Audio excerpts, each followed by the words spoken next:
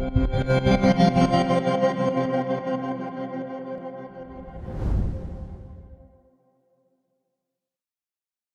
voudrais tout d'abord remercier le comité scientifique de l'AMCAR de m'avoir invité à faire cette présentation. Donc, la question qui m'est posée, c'est quel bilan minimum devant une suspicion d'hypertension artérielle secondaire? Et puis finalement, je vais un peu le transformer en comment éliminer rapidement une hypertension artérielle secondaire, ce qui est probablement la question que la majorité d'entre nous se pose le plus souvent. Donc si on reprend un peu les prévalences d'hypertension artérielle secondaire, ça varie un petit peu en fonction des études, mais on est en gros à 10 à 15% des patients hypertendus qui ont une hypertension artérielle secondaire. Parmi ces causes d'hypertension artérielle secondaire, on a les néphropathies qui ont toujours une place un petit peu particulière parce qu'il y a aussi bien un lien de causalité qu'un lien de conséquence avec l'hypertension artérielle. Puis après, on va avoir les causes rénovasculaires avec les sténoses athéromateuses, les dysplasies fibromusculaires, les causes endocrines. Et puis on a quelques causes rares que je ne traiterai pas là, notamment la coarctation de l'aorte, notamment des causes endocrines un peu plus rares, le syndrome de Liddle, etc. Si la première question qu'on se pose, c'est sur les néphropathies, on va avoir deux types de néphropathies. On va avoir les néphropathies unilatérales, c'est-à-dire qu'on a une cause urologique, on a un infarctus rénal, on a la fameuse tumeur à rénine. Et puis en fait, c'est des causes qu'on a dans peu de cas, et le diagnostic souvent il est fait sur un angioscanner. Ça touche plus souvent les jeunes, notamment les infarctus rénaux et les tumeurs à rénine, c'est vraiment des atteintes du sujet jeune. Dans les autres causes urologiques, on se pose toujours la question devant des encoches rénales de séquelles de reflux vésico-urtéral ou de pyélonéphrite dans l'enfance qui sont passées inaperçues.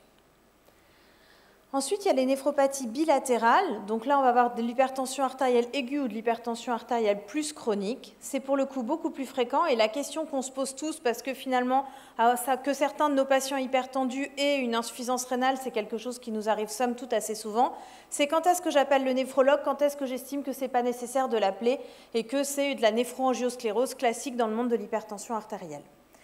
Et finalement, ce qui nous aide un petit peu, ça va être ce qu'il y a dans les urines, c'est-à-dire que quand il y a une protéinurie supérieure à 1 g par 24 heures, quand il y a une hématurie, quand on voit une aggravation rapide de l'insuffisance rénale et quand il y a des antécédents familiaux, parce que je vous rappelle que par exemple la polykystose rénale, c'est des maladies génétiques, à ce moment-là, il faut effectivement discuter avec les néphrologues de la ponction biopsie rénale.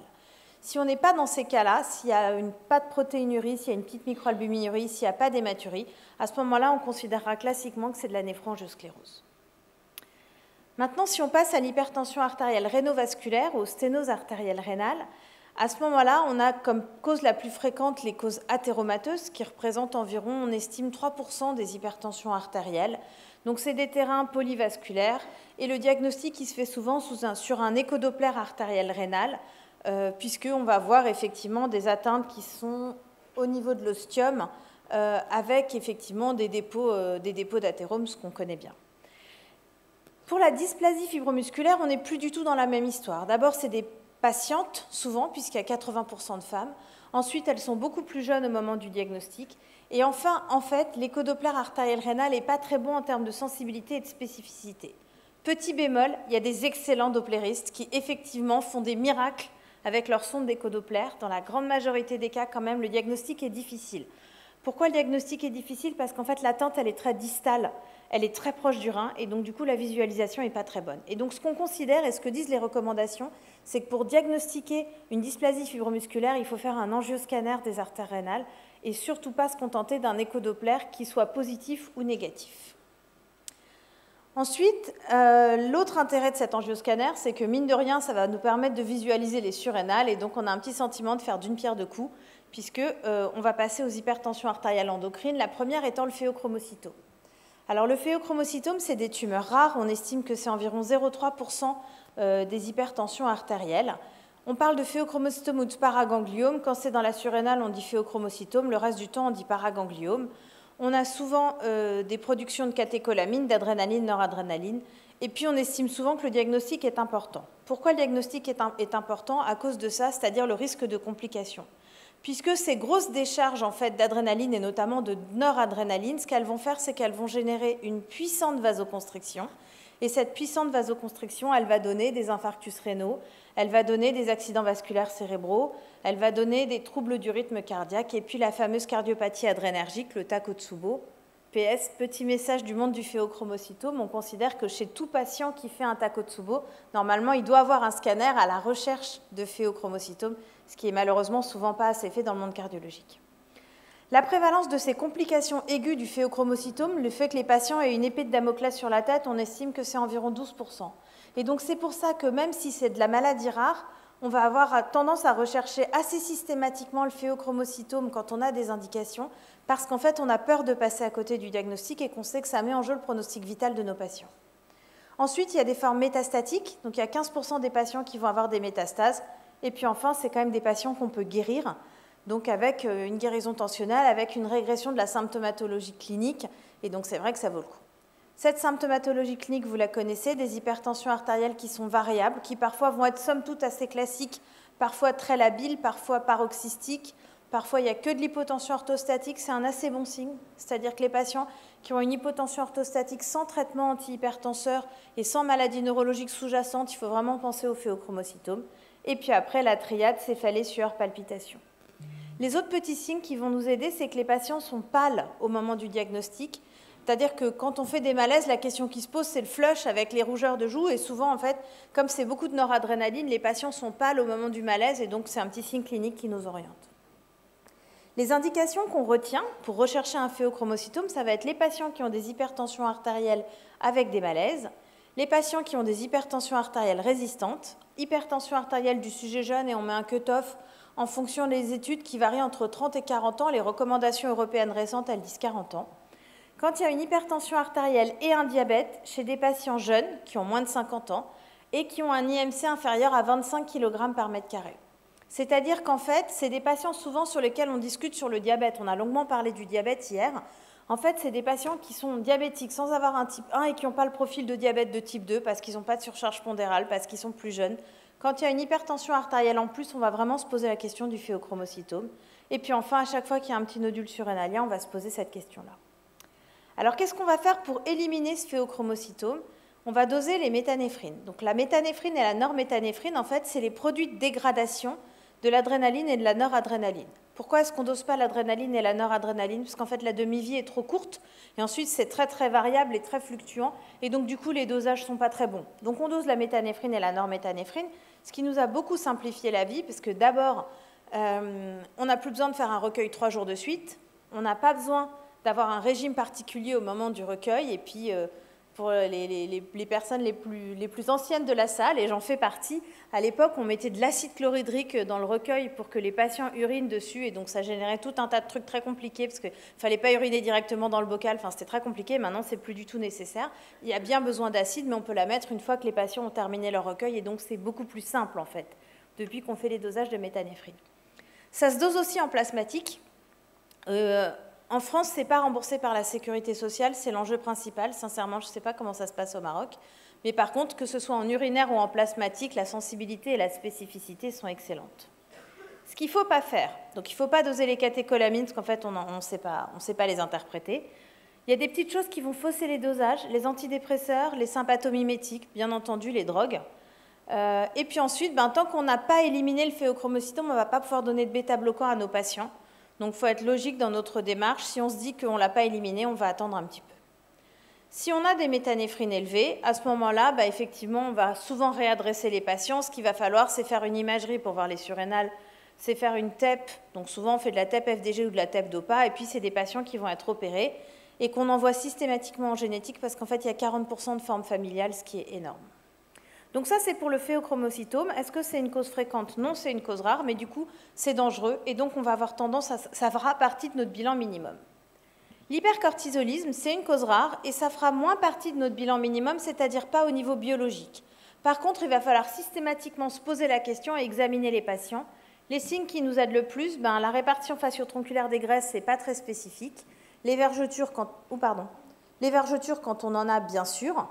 Les troubles, les dysménorrhées chez la femme quand il n'y a pas de contraception, mais normalement, si on se pose la question d'un bilan d'hypertension artérielle, la contraception, on l'a déjà arrêtée. Et puis ensuite, l'ostéoporose, l'ostéopénie vont être des signes qui vont nous aider. Comment est-ce qu'on va doser le cortisol? En fait, Vous savez, le cortisol, ça suit un cycle nictéméral, donc finalement, c'est élevé à 8 heures, chez les gens qui se réveillent à 8 heures. Et puis ensuite, ça va diminuer tout au cours de la journée jusqu'à atteindre ce qu'on appelle le nadir, qui est à minuit, qui est le chiffre le plus bas. Ce qui se passe quand il y a une production trop importante de cortisol, en fait, c'est qu'on ne va pas tellement avoir une augmentation des chiffres de cortisol, mais on va avoir l'absence de chute du cortisol à minuit. Résultat des courses, ce qu'on dose en fait, c'est qu'on essaye de doser ce cortisol à minuit. Dans le sang, si on n'a pas le choix, quand on peut, on le dose dans la salive, ce qui a l'avantage que ça peut être fait à domicile. Puis ensuite, on va doser le cortisol libre urinaire des 24 heures. Et le test qui est facile à faire, c'est le freinage minute, c'est-à-dire qu'on donne 2 comprimés de dexaméthasone aux patients à minuit, donc on leur donne des corticoïdes, et puis du coup, les surrénales vont arrêter d'en produire, et donc la réponse physiologique, en fait, c'est de freiner le cortisol, et donc d'avoir des cortisolémies qui sont basses.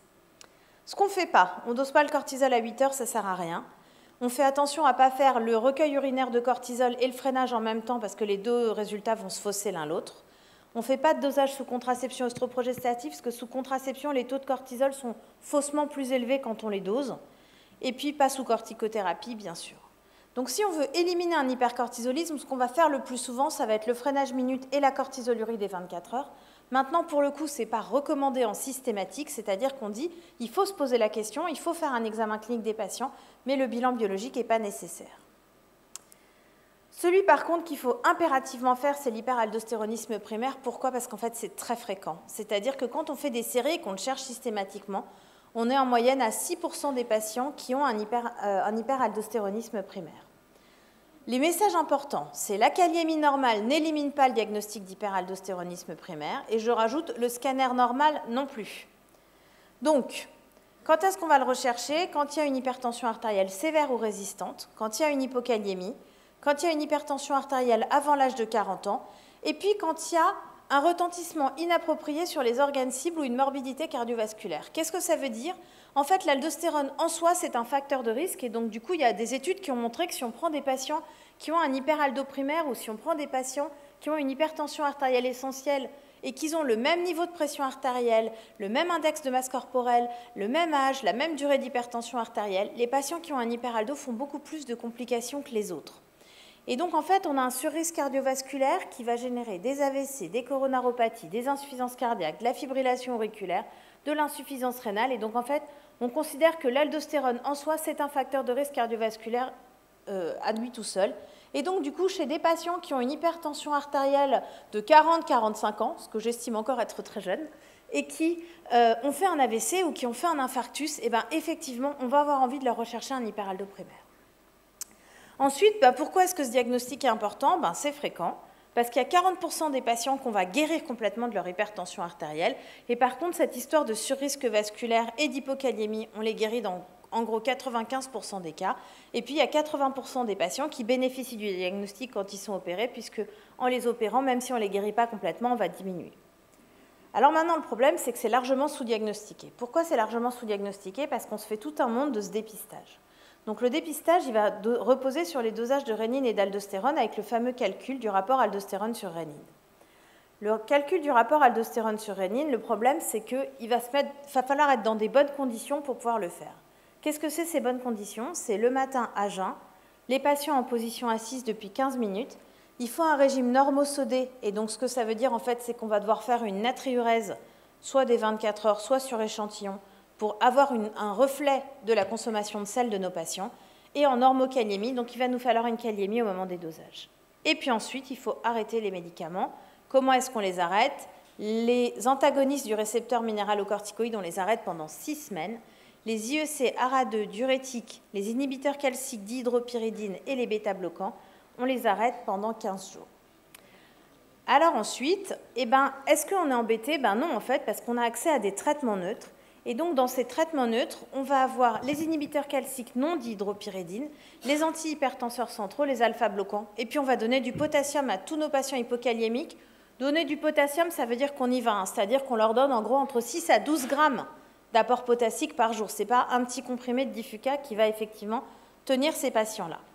Et puis ensuite, on fait nos dosages d'aldostérone et de rénine. Quand la rénine est haute, globalement, on est tranquille. Quand la rénine est basse, à ce moment-là, effectivement, on va regarder les concentrations d'aldostérone. Ce qu'il faut retenir, c'est qu'il ne faut absolument pas que les patients soient en hypokaliémie au moment des dosages parce que ça peut donner des taux d'aldostérone plus bas que ce qui serait. On a aussi tendance, une fois qu'on a fait tout ça, à doser l'aldostéronurie. PS, dans notre bilan minimum, en fait, on peut faire en même temps les méthanéphrines, le cortisolurie et l'aldostéronurie sur le même recueil urinaire, en fait. On a besoin d'un seul recueil urinaire des 24 heures et la natriurèse. On n'a pas besoin d'en faire plusieurs. Et puis ensuite, si on a une aldostérone élevée, on a confirmé le diagnostic avec une rénine basse. Si on a une aldostérone basse ou un rapport bas, on a éliminé le diagnostic. Et quand on est borderline, on va effectivement poursuivre les explorations. Si je finis sur les quelques secondes qui me restent, donc les choses qu'il faut retenir, ça va être pour rechercher une cause rénale, on fera un scanner quand on cherche une cause unilatérale, on regardera ce qui se passe dans les urines et la pente d'augmentation de la créatinine. Pour les hypertensions artérielles rénovasculaires, ça va reposer sur un Doppler ou sur un scanner. PS, cet angioscanner, chez les jeunes, nous on met un cutoff autour de 20 ans. On demande également la aorte thoracique pour rechercher les coarctations, les mid-aortic syndrome, les choses plus rares. Et puis au niveau endocrinologique, on va avoir besoin d'un recueil urinaire de 24 heures et de ces fameux dosages. Je vous ai mis un modèle d'ordonnance avec les médicaments qu'on va prescrire et les posologies, donc c'est purement des exemples de routine clinique, et puis comment on va faire ces ordonnances avec besoin d'avoir le recueil urinaire, le ionogramme sanguin pour avoir la kaliémie, et puis la prescription de ces dosages. Je vous remercie beaucoup pour votre attention. Merci Laurence, c'était clair et net. Les questions vont être posées à la fin des autres communications. Merci beaucoup.